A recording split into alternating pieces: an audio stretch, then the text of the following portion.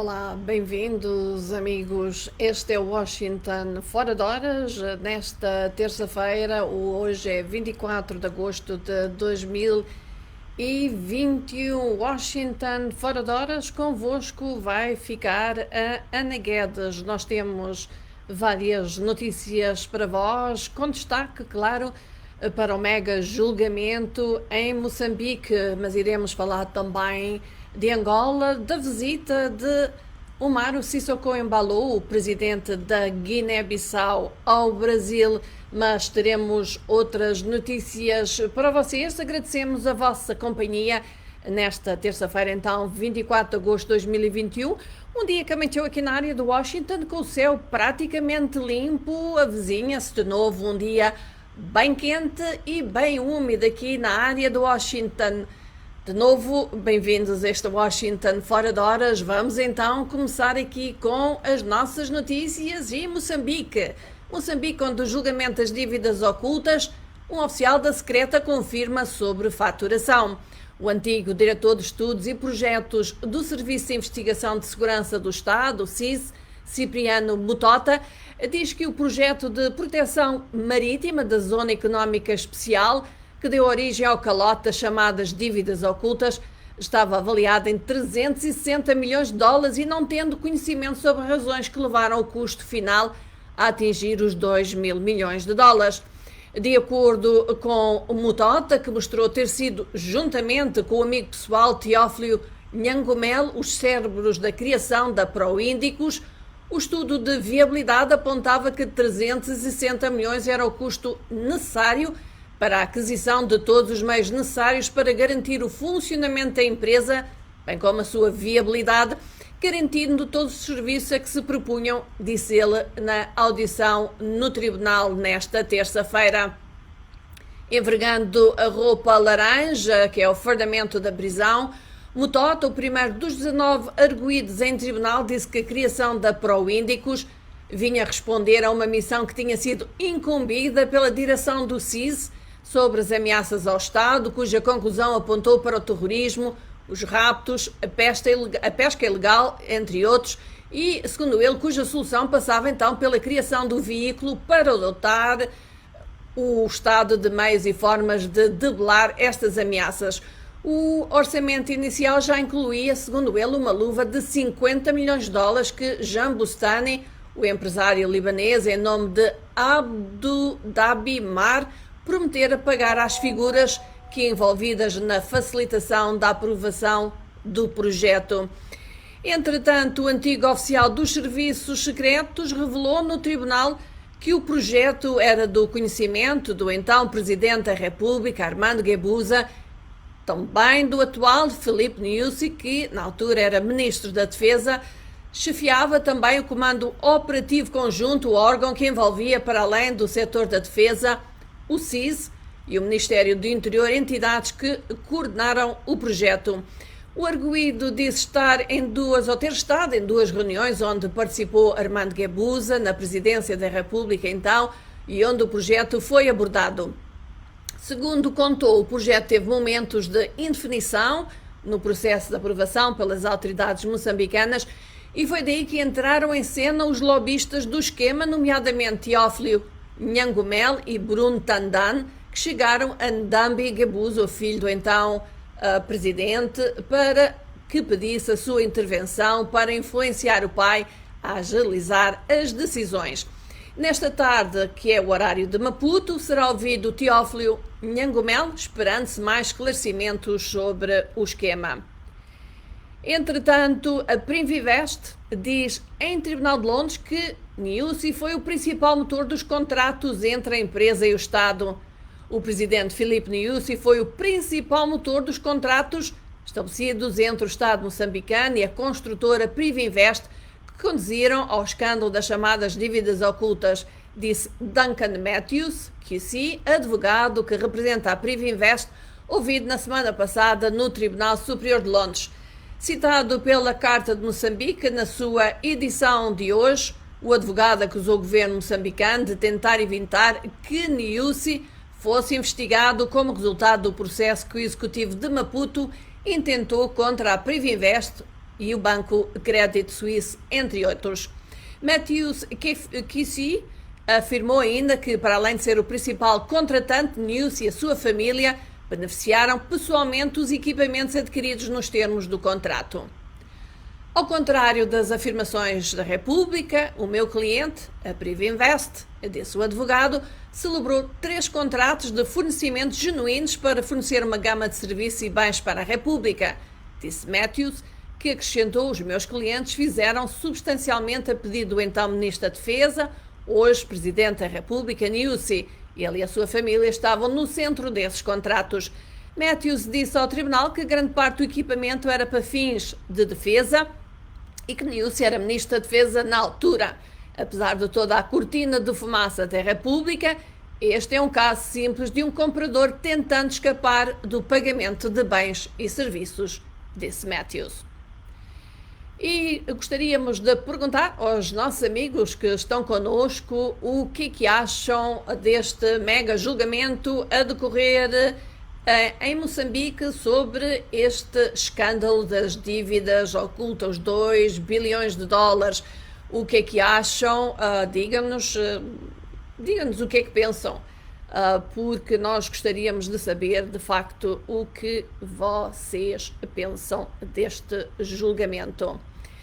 E vamos prosseguir aqui com notícias até que alguém nos diga o que é que acham do que está a passar. Não só os nossos amigos de Moçambique, mas também os nossos amigos de outros países acham que, por exemplo, quando há um escândalo, quando há uma questão de suborno, uma questão de corrupção, quando estes casos vão a tribunal, acreditam que a justiça funciona.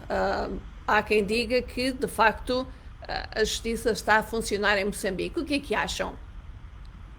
Vamos então aqui prosseguir e vamos a Angola. Angola que recebeu hoje mais de 500 mil de vacinas da Covid-19 foram doadas pelos Estados Unidos. Foram, mais precisamente, 586.170 doses da vacina Pfizer contra a Covid-19 foram doadas pelos Estados Unidos através da iniciativa COVAX.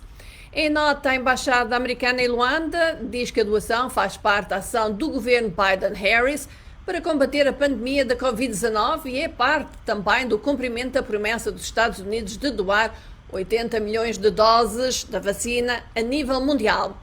A embaixadora americana em Angola, Nina Maria Fitt, considerou que, enquanto maior doador bilateral de assistência médica a Angola, os Estados Unidos têm uma longa relação com o setor da saúde angolano para melhorar o acesso e a qualidade dos cuidados de saúde. Desde o início da pandemia, os Estados Unidos forneceram mais de 8 milhões de dólares a Angola para abrandar a propagação do vírus através de uma melhor vigilância da doença, formação de qualidade aos trabalhadores da linha da frente, reforço das operações laboratoriais, entre outras. Angola registrou até agora um total de 46.076 casos positivos de Covid-19, dos quais 1.163 terminaram em morte. Ainda em Angola, o Banco Nacional, o BNA, revogou licenças de 8 instituições financeiras não bancárias por incumprimento reiterado das normas que regem a atuação e por inatividade por período superior a 6 meses.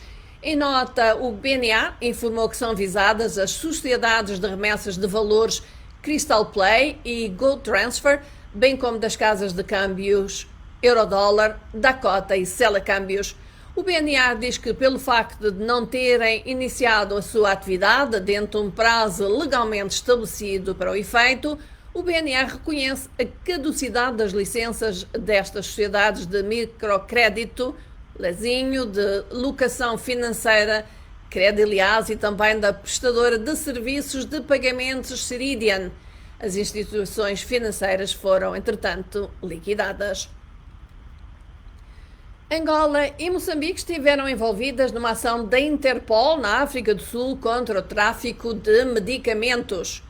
Angola, Moçambique e mais 8 países da África Austral participaram numa operação da Interpol contra o tráfico ilícito de saúde e outros produtos na região, que terminou com a confiscação de valores de bens, no valor de 3,5 milhões de dólares. A operação, apelidada da AFIA 11, identificou 179 suspeitos que poderão ser detidos nos próximos dias.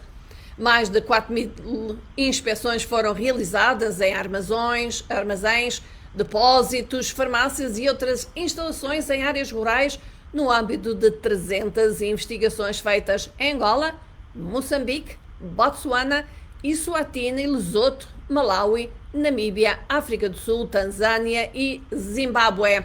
A operação teve por foco a interrupção de atividade criminosa e na remoção de produtos falsificados e medicamentos ilícitos potencialmente nocivos para a saúde, e 40.000 produtos médicos ilícitos foram também apreendidos. Em nota, o Serviço Nacional de Investigação Criminal de Moçambique, o SERNIC, disse, e citamos: a produção, distribuição e venda ilegal de medicamentos contribuem diariamente para a morte de milhares de pessoas em todo o mundo. A participação das agências de aplicação da lei moçambicanas na operação AFIA 11 ajudou a aumentar o nível das sinergias no combate a grupos criminosos que lidam com crimes farmacêuticos e outros produtos nocivos, especialmente quando a região é afetada pela pandemia. Fim de citação. Por seu lado, o diretor do Escritório Regional da Interpol em Harare, Nawa Mubita, disse, e citamos: o tráfico de bens ilícitos e produtos de saúde é um crime grave na ameaça aos consumidores e precisa de ser combatido no âmbito regional e mundial. A operação destaca como os grupos de crime organizado expandiram as atividades ilegais além das fronteiras e entre regiões, aproveitando a tecnologia para gerar lucros significativos. Fim de citação.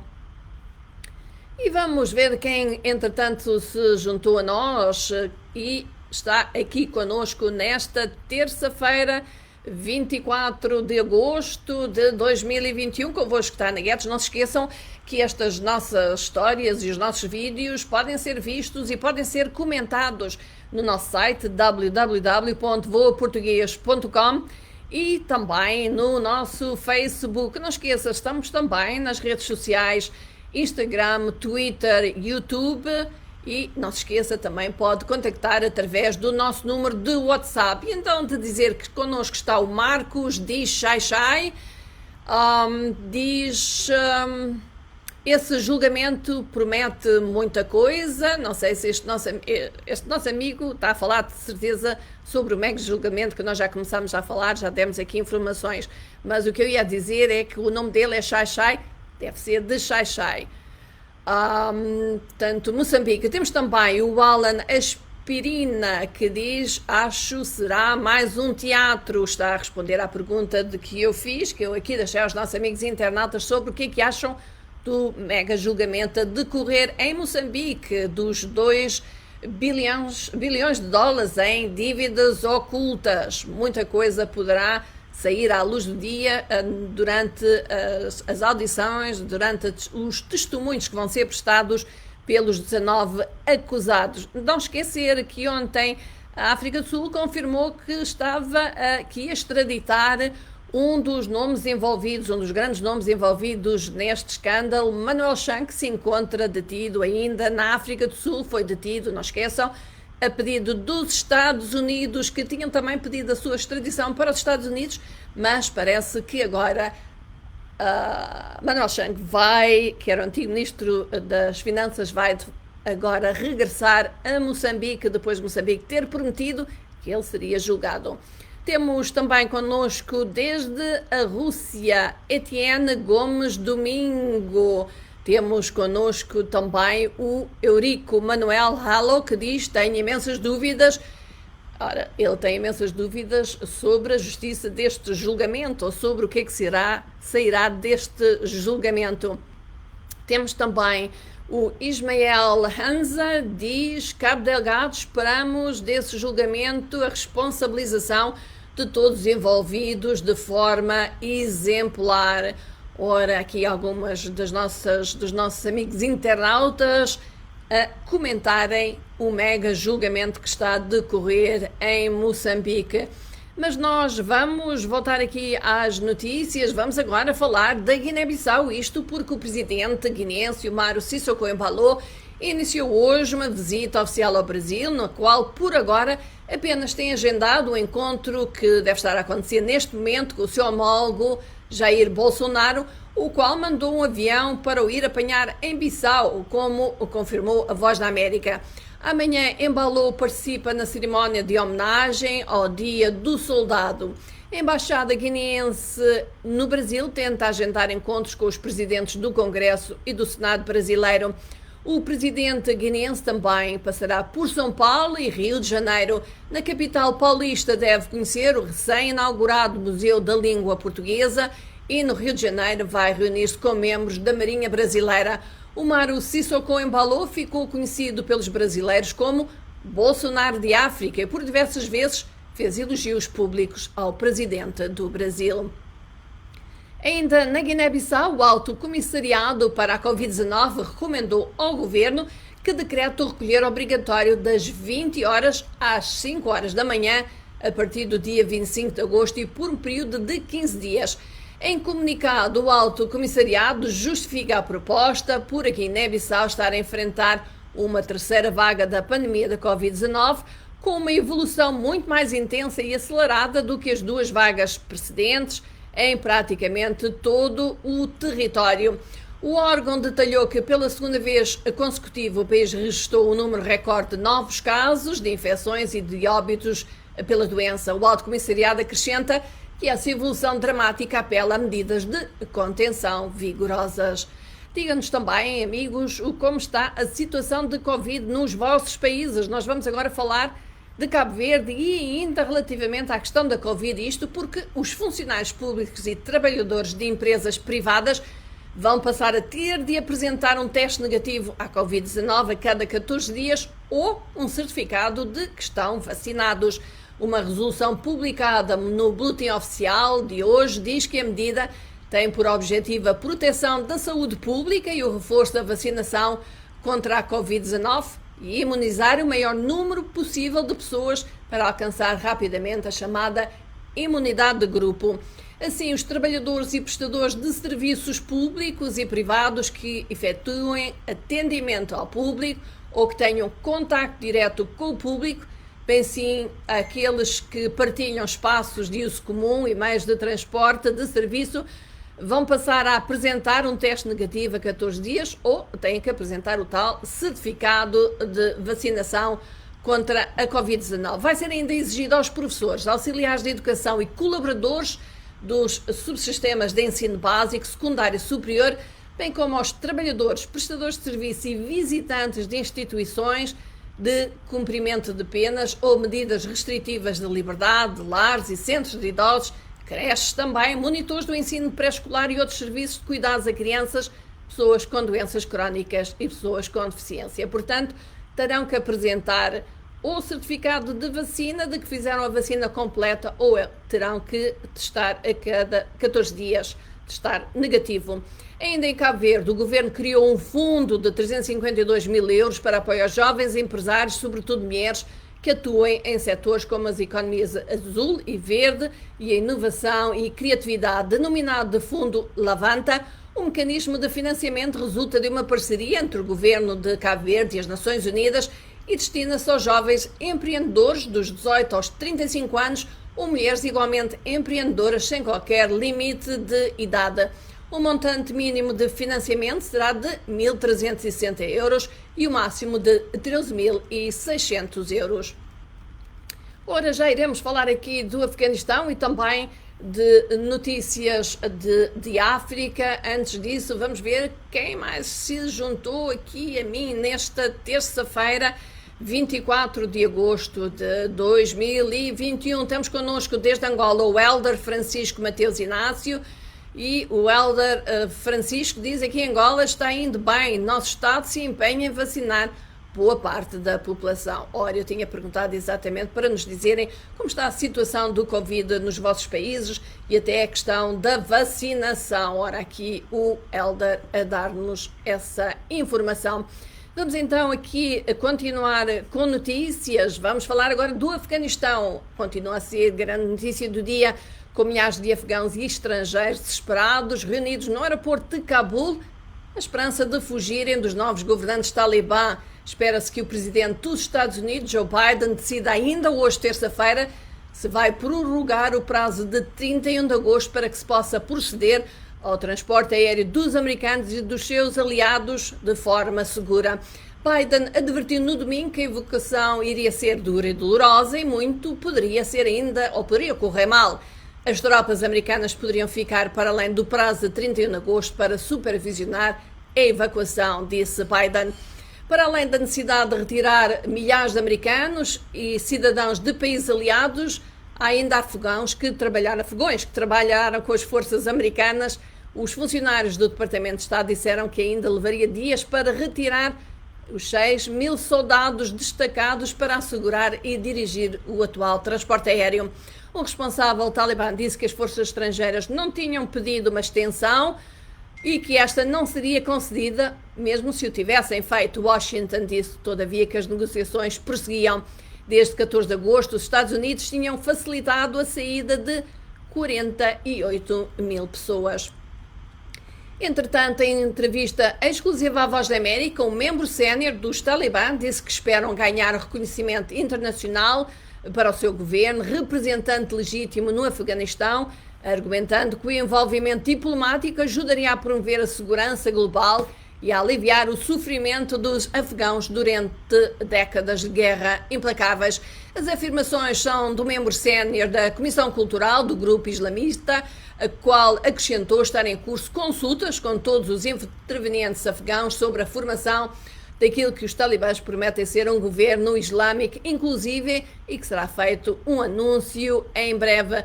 Todavia, os críticos continuam céticos acerca das recentes promessas dos talibã, citando relatórios da ONU que falam das ligações continuadas do grupo com a Al-Qaeda e outros grupos extremistas. Os funcionários da ONU referem também relatórios sobre execuções sumárias e restrições às mulheres em áreas sob controle dos talibã. E vamos agora falar aqui da Tunísia, cujo presidente Kais Saied prorrogou até ao final do dia de ontem a suspensão do Parlamento até novo aviso, isto segundo a presidência disse numa declaração, e isto um mês depois de ter suspendido inicialmente o Parlamento numa decisão que os opositores decretaram como ou consideraram um golpe de Estado. Saied também prorrogou uma ordem de levantamento de imunidade a todos os legisladores. Nos próximos dias, o presidente da Tunísia deverá fazer um discurso ao povo tunisino. A Tunísia, saudada com uma rara história de sucesso democrático no Médio Oriente e no Norte da África, está mergulhada numa crise política agravada por terríveis males económicos e pela pandemia da Covid-19. Faleceu hoje o antigo presidente tchadiano Hissène Habré, que cumpria prisão perpétua no Senegal por crimes de guerra e crimes contra a humanidade, isto segundo o ministro da Justiça senegalês Malick Sall, anunciou hoje, terça-feira. Habré tinha 79 anos de idade e, segundo o consulado tchadiano, ele terá morrido de Covid-19.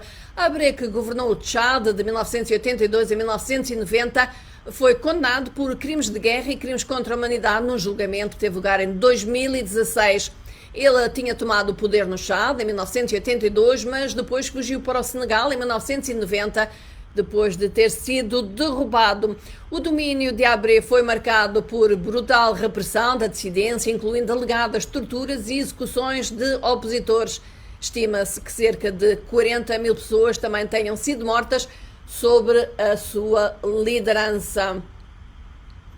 Vamos aqui, entretanto, falar também da Zâmbia. Zâmbia onde tomou hoje posse o recém-eleito presidente Hakainde Hichilema, após uma vitória eleitoral saudada como um triunfo raro sobre o autoritarismo e o marco na democracia africana.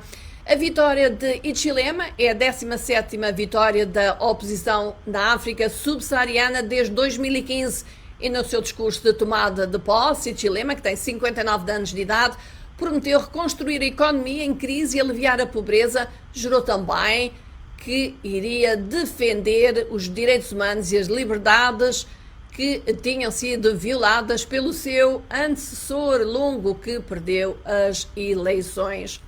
E vamos continuar aqui. Agora vamos para a Tanzânia, onde Freeman Mbowe, líder do principal partido da oposição, que está a ser julgado sob acusações de terrorismo, disse em tribunal que tinha sido torturado sob custódia e forçado pela polícia a fazer uma declaração. Ele foi detido a 21 de julho, juntamente com outros membros do seu partido, o Chadema, quando se preparavam para realizar um fórum para exigir reformas constitucionais. Foi acusado de financiamento de terrorismo e conspiração, num caso que suscitou preocupações entre grupos de direitos humanos e nações ocidentais. O seu advogado disse que quando compareceram em tribunal em Dar es Salaam, Mbowe e os seus 3 coarguidos acusaram os procuradores de terem declarações ou de lerem declarações falsas. O processo contra ele e os coacusados deverá ser agora transferido para o Supremo Tribunal, mas nenhuma data foi fixada para uma nova audiência. E neste Washington Fora de Horas, nesta terça-feira, 24 de agosto de 2021, em que está convosco Ana Guedes, temos entretanto também connosco, que se juntou a nós, o José de Menezes. Diz que just to say hi to you. Ora, ele diz que se não há nada sobre São Tomé, sobre as eleições presidenciais, ora, a segunda volta das eleições presidenciais vão acontecer agora em setembro, portanto a Voz da América vai aqui continuar a seguir a situação em São Tomé e Príncipe por agora. É o que nós sabemos, que vai ter lugar a segunda volta depois de todo aquele drama que existiu em redor exatamente de quem é que está a comandar o país e do dia em que deveria ter lugar a segunda volta das eleições. Temos também connosco o Ercídio António Souza, ele está... exatamente, ele está no distrito do Xai-Xai, em Moçambique. Forte abraço a toda a equipa da Voz da América e a todos os amigos da Voz da América, todos os ouvintes da Voz da América. Temos também o Cíncio Pembolana, ele está ligado desde Moçambique e convosco ligado desde a área de Washington está Ana Guedes com as notícias nesta terça-feira. E aproximando-nos deste final, deste Washington Fora de Horas, em que tivemos aqui as últimas do mega julgamento a decorrer em Moçambique, das dívidas ocultas também, do envolvimento de Angola e Moçambique numa ação da Interpol contra o contrabando de medicamentos, de dizer que nas redes sociais, ou vamos para as redes sociais, mas antes disso de dizer que na sexta-feira a nossa programa de televisão Angola Saúde em Foco, vamos falar de questões de pessoas com necessidades especiais, é o tema desta semana.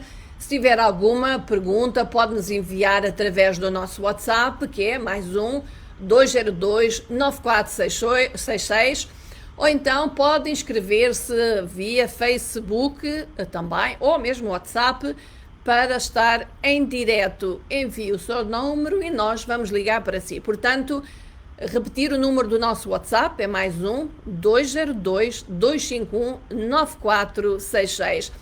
E no website da Voz da América, www.voaportugues.com, o conteúdo que está a chamar a atenção é o presidente da Guiné-Bissau que recusa a extradição de António Njai para os Estados Unidos. O Umaru Sissoko Embalo diz que o antigo chefe de Estado-Maior-General das Forças Armadas, António Njai, não vai ser extraditado para qualquer país. Isto depois dos Estados Unidos terem oferecido recompensa por informação que leva à sua captura. Pode ler mais notícia, informações sobre este caso no nosso site www.voaportugues.com. E a pergunta que nós colocamos hoje aos nossos amigos é, na sua opinião, começou o julgamento na segunda-feira do escândalo das dívidas ocultas, isto é Moçambique, que envolve 2,2 bilhões de dólares. Entre os réus estão Armando Ndambi Gebuzi e António Carlos do Rosário. Há quem acredite que nenhum réu vai ser absolvido, há quem defenda que é um julgamento apenas para entreter o público. Ora, a gente perguntámos, acredita que se vai fazer justiça ou poderá ser esta uma oportunidade para saber a verdade? O Wilson Ângelo diz: este julgamento é para, citamos, boi dormir e o povo pagar a dívida. Uma vez que o próprio partido Frelimo, Filipe Nyusi, Gabuza, Primeiro-Ministro e a própria Ministra da Justiça estão envolvidos e nenhum deles será ouvido. Isto é só para enganar os fiadores e resgatar o Chan que está detido na África do Sul a mando do governo dos Estados Unidos.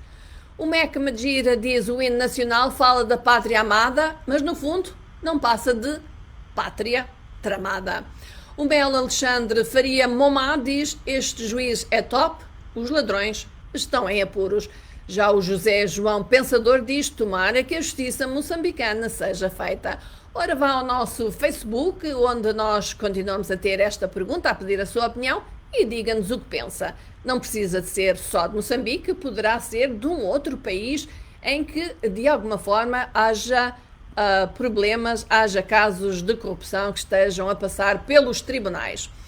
No Twitter é controverso e é inspirador. Quem lá está a causar reações de todos os lados. É a nova campanha de joalharia Tiffany & Company com Jay-Z e Beyoncé. Mostra um quadro de Basquiat nunca antes visto. A comunidade no Twitter está pasmada com a existência deste quadro que nunca ninguém viu, mas ninguém sabe para quando ou quando o Basquiat criou esta obra.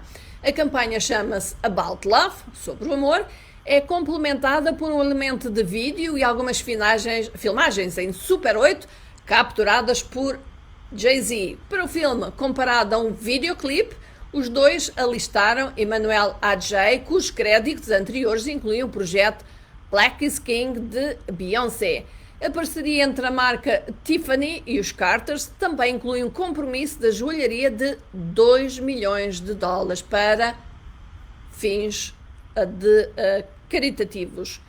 E pronto, amigos ouvintes, de todos se vai despedir Ana Guedes, que aqui esteve convosco nesta terça-feira de soalheira aqui na área de Washington, com o céu completamente azul, em que se prevê elevadas temperaturas, mais de 35 graus à tarde e muita umidade. Portanto, vamos despedir de todos. Amanhã aqui estaremos para mais 30 minutos de Washington fora de horas. Até lá, fiquem bem, um abraço para todos e, como sempre, bye bye.